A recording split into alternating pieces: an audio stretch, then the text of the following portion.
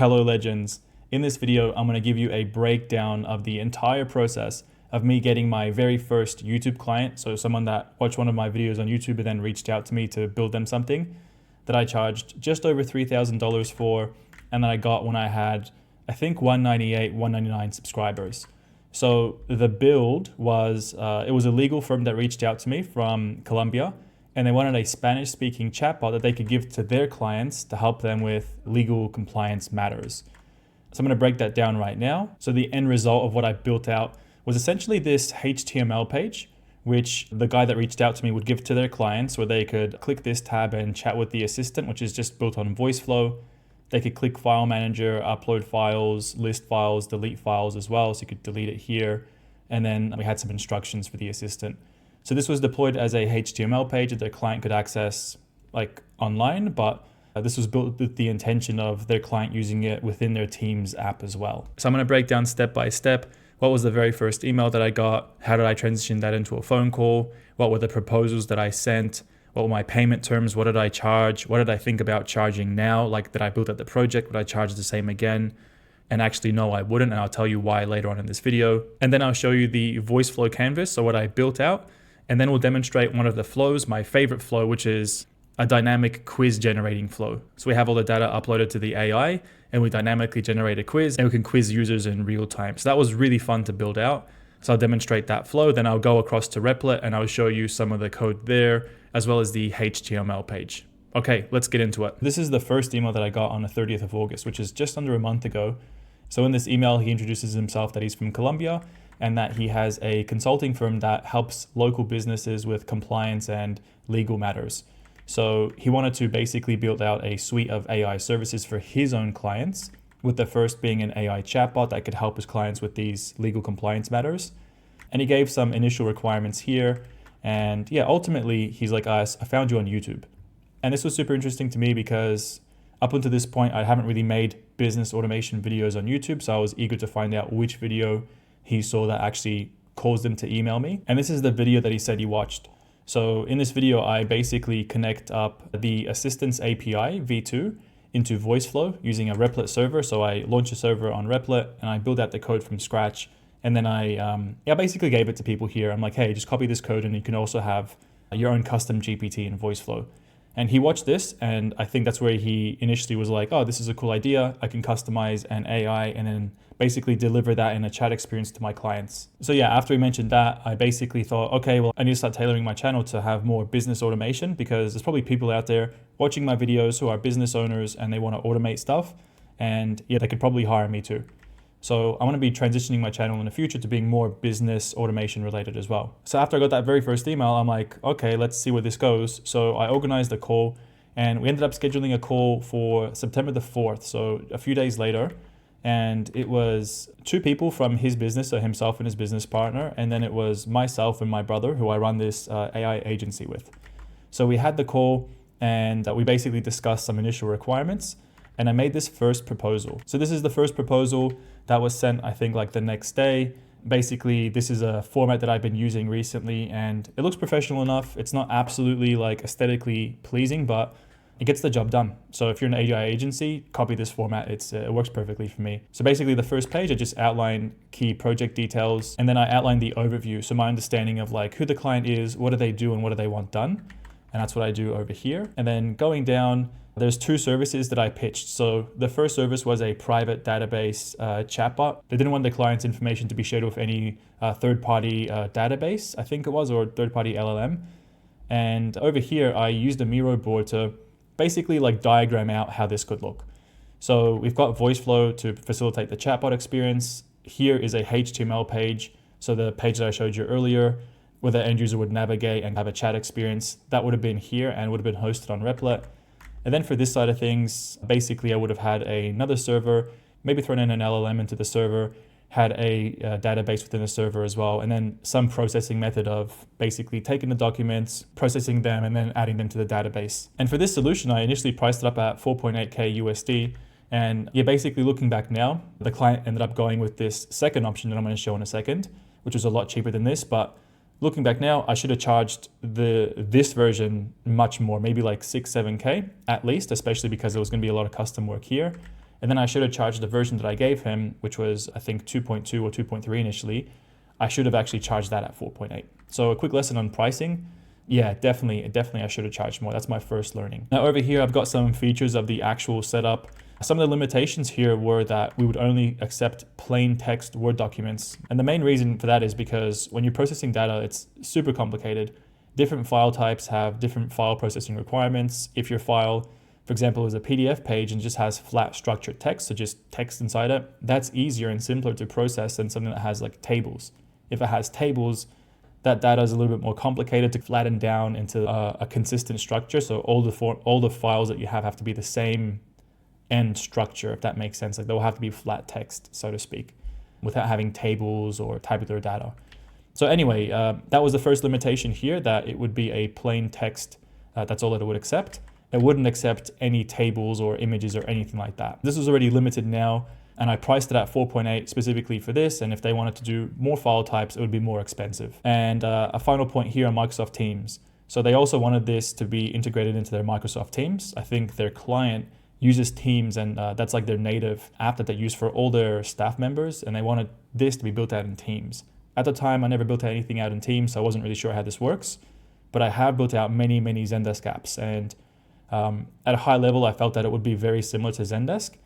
So I just needed some time to explore this. And ultimately, it is similar to Zendesk. It's relatively easy to build this kind of app out. And yeah, basically, this is going to be additional work after this current project that I'm recording now. This is additional work that we're going to probably start next week. So yeah, this client is turned into, some ongoing work. Yeah, we had this first option here, which is a private database for 4.8K. And then the option that the client ended up going with was this third-party database, so this public version, so to speak, for 2.3K. And again, looking back now, I should have made this 4.8K because what I built out here is definitely a bit more sophisticated than I initially imagined. Okay, so we have a very similar flow to before. We have Voiceflow as a chatbot, a HTML page on a Replit server, and then over here we're using the Pinecone Assistant and Pinecone database. So this is so easy to work with. Actually, Pinecone is better than Assistant's API because it doesn't hallucinate, so it's always accurate. And for this kind of legal document stuff, I wanted to use Pinecone because it was going to be always accurate. It wouldn't be making things up like OpenAI does sometimes. So that was definitely a strict requirement for me. And this is a pretty complicated document, but to give you an overview of what Pinecone API does, they have an Assistance API, which basically has two main components. This one, ingestion component, and then two, this query component. So the ingestion component basically takes file types that are PDFs or TXT, text files, and it does all the processing for you. You just upload the document to that API point, and it processes it, and then it adds it to the database. Super easy, super quick. You have to do nothing else in the back end. And then the Assistant Query API, you basically send the query with the API call, and it does all this stuff for you. And then it even generates a response based on the vector database as well. So this API is so easy to work with. So that's what we had over here, the Pinecone API. Now scrolling down a little bit more, this option was a little bit better because it also accepted those text files, so TXT and PDFs, and it would accept tables as well. That's the main thing. So this client obviously had PDFs that had tables with information on them, and the Pinecone API can just take that natively and ingest it into the database. It's so easy to work with. Okay, so after we sent this initial proposal, we had a couple more emails back and forth where the client wanted to basically introduce some more sophisticated flows, because the initial flow just would have been a question and answer flow, but the client wanted some additional flows. So then I went back to the drawing board and I made a proposal for the client where now it was the final proposal where I was going to basically sign off on, here's the milestones, here's the deliverables, here's the payment terms. Let's get this project going. And that's this document here. So it looks the same as their previous document, but it actually, it isn't. This first page is pretty much the same except for the date. But as we scroll down, we now have the deliverable section and then some milestones as well. Essentially, there was 3 pathways that had to be created, then the web app created, and then we had final project handover. So we had a relatively strict deadline because my client had, one of his clients had a demo day for his staff members. They wanted to show this chatbot. So my client was like, hey, can we, do this super speed? And I'm like, yeah, okay, let's do it. So scrolling down, this page is from the original document where I basically outline, like, hey, here's the original stuff that we were scoping out for the original price. And then from the YouTube video you saw, we ended up charging a little bit more, which is $30.50 USD, because the client wanted some more sophisticated flows. Now these flows, the first one was a user feedback mechanism. The second flow was a dynamic quiz generating mechanism. And a third was just letting the end user contact his company from the chatbot. So looking back, like this was too cheap. This is too cheap as well. And this is too cheap. When I first started pitching this, I was going to do this one for free and then this one for free and then charge a little bit for this one. But my brother, who I'm working with, he's so good at high ticket sales. And he was basically like, dude, you have to charge for this kind of stuff because firstly, it's very specialized. Secondly, don't just do things for free. He was so right because it was good that I charged for this because they ended up being a little bit more sophisticated than I initially imagined and planned for, mainly because I'm a little bit obsessive with quality and I wanted to have something that was very precise, very white glove. So it was my own wrongdoing, but yeah, I definitely want to deliver very, very high quality stuff. So my learning here is if I had to charge for this again, this would be at least 500, 750, maybe something like that. This would be, 750 at least. And that would be probably this or maybe 500. So I'd probably double and triple a lot of these things. We're actually going to demo this flow later on. This was super interesting to build out. But a quick learning here with these, these variations, essentially building out in voice flow is super easy. Like dragging the items onto the canvas, using a text step, saving variables, all that stuff is super, super easy. The difficult thing is actually the problem solving in the back end. It's getting the problem from the client that he wants to build certain flows. And then you have to think out by yourself, like logically, what are the steps to achieve this? Now, fortunately, my background is running my own e-commerce brand with my 3 older brothers. And for the last 6 years, I've been managing a customer support team. I had to scale it from 0 agents to now we have like 10, 12 agents. And while that's not a massive team, I also had to basically build out all the processes, all the infrastructure, all the systems from scratch, like how to hire someone, how to run them through different tiers, how to mentor people, how to coach people, how to let people go, how to build out different salaries, like how to respond to tickets, how to respond with the brand voice as well, how to do troubleshooting, like all these complicated things I had to figure out from scratch because there's no one on the internet that has workflows already pre-built for customer support. So it was a blessing and it was a curse at the same time. But in this case, it was a blessing because all this stuff, problem solving was so easy for me because I just think in processes, I just think in chunks. So I'm very fortunate in that sense. But yes, we ended up pricing a little bit more.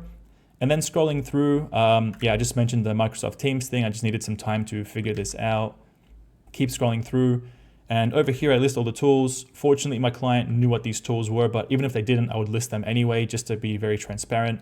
Then I pitched a main interface, basically the HTML page that had 2 tabs, one for chatting with the assistant, and then one for adding and removing files from the assistant dynamically, which is pretty cool because now you can have a chat with your voice flow assistant and then you can just add whatever files you want and delete files. So yeah, that made it really, really handy. And then I've got some more information about how the interface would work. So scrolling down, some more visuals. So this is basically a wire diagram for the 3 additional flows that he wanted. And basically did this to just show at a high level, like how this stuff would flow. I also think visually this it looks pretty cool, right? Like having these visuals onto here makes it a little bit easier for the client who might not be so technical to understand exactly what they're going to be getting, how the build is going to be looking. And this pre-planning is super useful because I actually did all the pre-planning before I charged. So yeah, just do the pre-planning first, then just, plan really, like don't just go into it, guns blazing. I think doing the pre-planning was very important. Okay, scrolling down a little bit more. And yeah, over here, this is the final page. So we have payment terms, so 50% upfront, 50% on project completion. So this is tied to the milestones. And then over here, we just have, signatures and dates from myself and then from the client as well, which we sign off a Panda doc. And that was that. So that was basically signed like within 1 or 2 days. And then we were off. Like I officially had my very first client from YouTube, which is, again, so crazy to me to even have that happen. And very, very appreciative of that situation. Okay, so let's go through VoiceFlow and Replit. So this is the entire VoiceFlow canvas.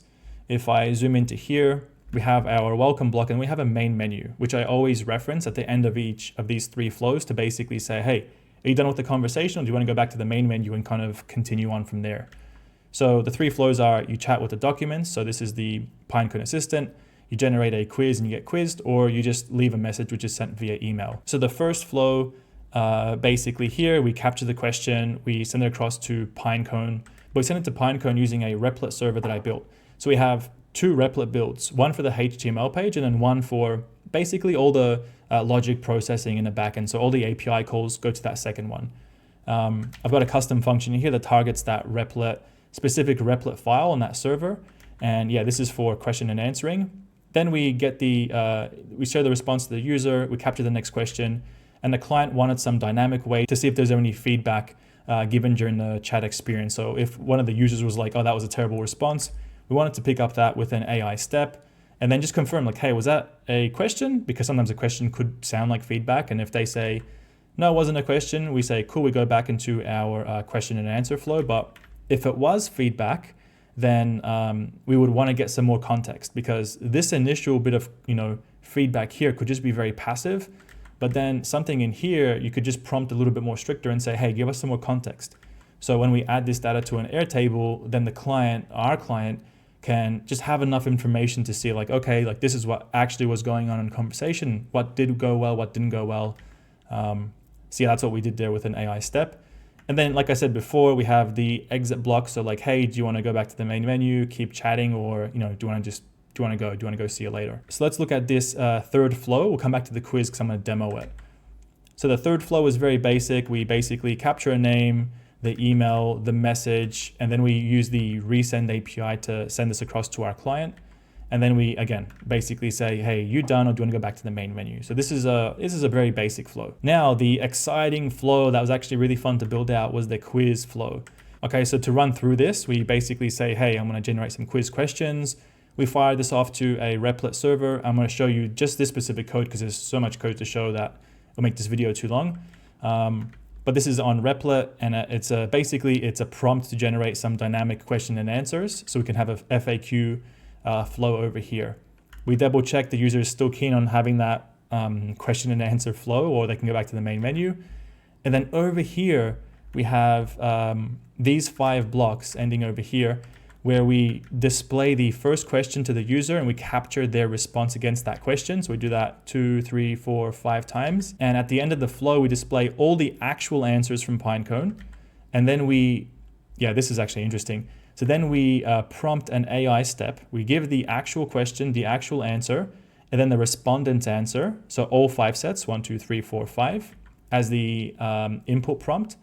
And then we say, hey, like we've just given you actual questions and answers, and then respondents' answers. Can you compare all that and just give us some feedback on, what went right or what went wrong? Something very, very generic for now. And this works super well. And I'm going to demo it in a second. But yeah, this is actually fantastic. And after that, we circle back and say, do you want to go back to the main menu, or are you done? So to look at this quiz flow, let's actually use this. So I'm going to hit run. And on the side, you can see that we have all these variables: quiz answer 1, quiz question 1, 2, 3, 4, 5. Right now, they're all zeros, but we're hitting the API. And okay, there we are. We generated a bunch of questions and answers now. So we have all these questions and answers. And what happens is we take them, let me just click, yes, let's do it. We take all the questions, like I said, and we feed them into these variables here. So we display the question to the user. So what's the maximum weight the shower hook in the ensuite tent can hold? Let's go 15 kgs. So this data set is actually from my e-commerce store. What are the dimensions of the tent? I don't know. So this is this is an MVP version. It's pretty basic. I'd probably do a bit more of an elaborate setup if I was to kind of really beef this up. But for now, it's super fun. What materials are used for the shower head and faucet? Plastic. I'm gonna get some of these right, some of these wrong. So how should you clean the inside? With soapy water and let it dry. Okay, and then 5, what's the recommended pump? 6 liters per minute and 60 PSI. So now we're gonna get displayed all the actual answers from Pinecone, so not our own answers. All right, so there we are. We have answer 1, 2, 3, 4, 5. So we can now just double check, like, what did we write? What was actually written down? And then we have, okay, you answered 2 out of the 5 questions correctly. So my knowledge on my own stuff is pretty bad. And then, yeah, some more information about, like, this is how you can become more accurate. So again, MVP, but for proof of concept, this is very exciting. Now, this is the actual code. This is the actual code that basically builds that out. So this function call, which fires off to Replit, that gets the questions and answers, targets this Replit file, which is called quiz.js over here. Now, there's a bunch of different files. I'm not going to go through these now because it would just be way too much. But yeah, this file here, as you can see, we're setting up the URL for the API call, which is a chat completions API call for Pinecone. And this is the prompt. So we're doing user role, and we're basically saying, hey, can you generate 5 questions and answers in this JSON schema format, which it does perfectly. And then as we go down here, we make the actual API call, we isolate the JSON schema, and we assign the variables. So quiz question 1, answer 1, all the way through to quiz question 5 and answer 5. We assign them to the variables that we got from that JSON schema, and then we return them in the API response body. And yeah, basically that voice flow function will then take all these variables, assign them to the variables for our voice flow canvas, and then away we go. So then going back to this web app, this div here that starts from this corner to this corner, this is there's like 3 divs that fit into this one div, and they all show and hide. So if I click File Manager, it's the same box, it doesn't change sizes, and then instructions, the exact same box. So for the HTML page, I've just got a header element, this main div, and then a footer element. And I did it so it's only one HTML page, it's not like 3, because look how fast this is. It's very responsive. If I had 3 HTML pages, I would lose some responsiveness because it would have to load each page separately.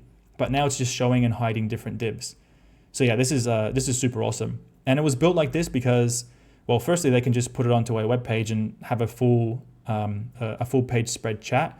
Or when they add it to the Teams app, it's going to be optimized for Teams because Teams is in a smaller format. They might, I don't know, have iPads or, I don't know, small laptops. So it just makes sense to make this full screen. Okay, so we just demoed the voice flow canvas at a high level. We also looked at Replit. I didn't break down the function too much. I don't know if that would be super interesting or not. Can probably get a little bit boring. But if you guys want to see like how I planned it out, how the infrastructure, like the back end of the coding looks, or even how to make a complicated server like that, yeah, ping me in the comments, let me know you want to see it, and then I'll make a video about it. And then eventually scrolling down, so the next steps are, like, we finished the first part of this project, which is the chatbot, and the client was super happy. I actually posted up on my LinkedIn about how happy they were, because the day of the demo that they did with their client, like that day or the next day, they emailed, they were like, hey, Bart and Chris, like everything went well, it was perfect, the guys loved it. We've already got exciting things to start with for, from next week. We've got some more work to do together. So yeah, this was really cool to see. It made me feel very happy that the build was very successful and that I'm actually building something that's impactful. That's not just, a nice to have, but maybe kind of a need to have. Like, now this is a service that he can offer for his clients that will help them with their legal matters. And I don't know, I kind of like that. I like building things for a reason, building things with a purpose. So this made me very happy. I posted it on my LinkedIn, which was pretty cool. But yeah, now our next steps are to build out this Teams app, which is going to be exciting, my very first Teams app to be built. But actually, when I scoped this out, and I'm going to be charging $1,100 USD for this, when I scoped it out, I pretty much already built it out before I said yes. So normally for any AI automation build, I'm pretty confident that I can do it. But when it comes to apps on different platforms and softwares, I'm a little bit hesitant because I'm not really sure what the full requirements are. But for anything like VoiceFlow or Replit or Make.com, I'm super, super confident with that. But I just wasn't sure about this beast.